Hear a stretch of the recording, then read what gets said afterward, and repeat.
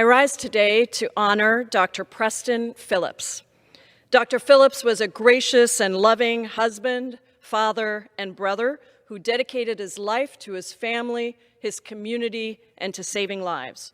Earlier this month, Dr. Phillips was murdered during a tragic mass shooting at a hospital in Tulsa, Oklahoma, by a shooter who purchased an AR-15 2 hours before the shooting and a handgun less than 2 days before the shooting. Nothing we say can bring back a devoted father who did so much to save the lives of others as a doctor. Nothing will ease the pain of his wife and his 3 children who have to bury him far too soon. My heart goes out to all the families of the 4 people killed and the community in Tulsa that still grieves. This tragedy has also struck close to home for me. Dr. Phillips was the father of Elise Phillips, a valued member of my staff here in DC, a member of our House of Representatives family who has spent the last year tirelessly serving the people of Washington's 7th Congressional District as my legislative counsel. I and our whole office grieve with Elise and her family. This past weekend, I was honored to attend Dr. Phillips' funeral service in Tulsa at the invitation of the family. It was immediately clear to me what an exceptional community Dr. Phillips and his strong and courageous wife, Melody, have built around themselves over their life together. Everyone I met described Dr. Phillips as a man of extraordinary warmth, brilliance, and compassion. Dr. Phillips came from humble beginnings, and his life is a testament to what can be achieved with determination. He got his first job at the age of 8, shining shoes and gathering shopping carts. He used this money to pay for veterinary bills for his family's dog, Blackie.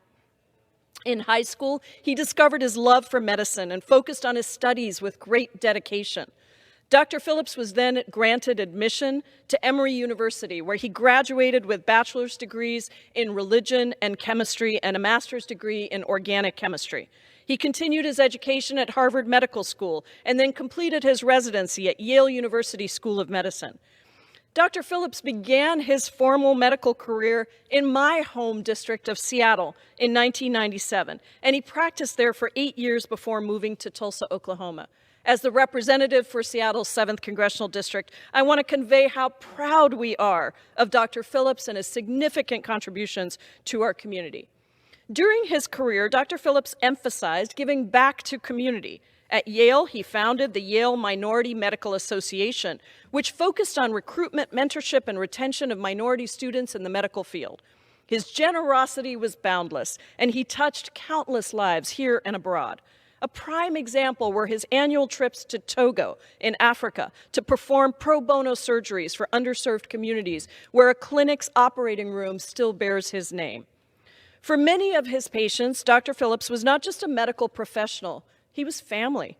Throughout his decades of orthopedic practice, his patients became informal grandparents, aunts, uncles, and lifelong friends for him and his 3 children, whose childhoods were defined by these relationships. And I'm so honored to have met so many of these people at the funeral service.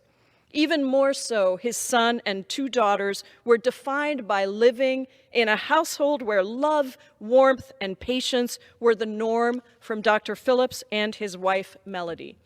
I and all those I represent have benefited from their love and warmth, both during his time practicing medicine in Seattle and through his brilliant daughter, Elise. I'm incredibly grateful to have Elise as part of my DC staff, and I see in her the same virtues that made her father such a respected and loved man in his community.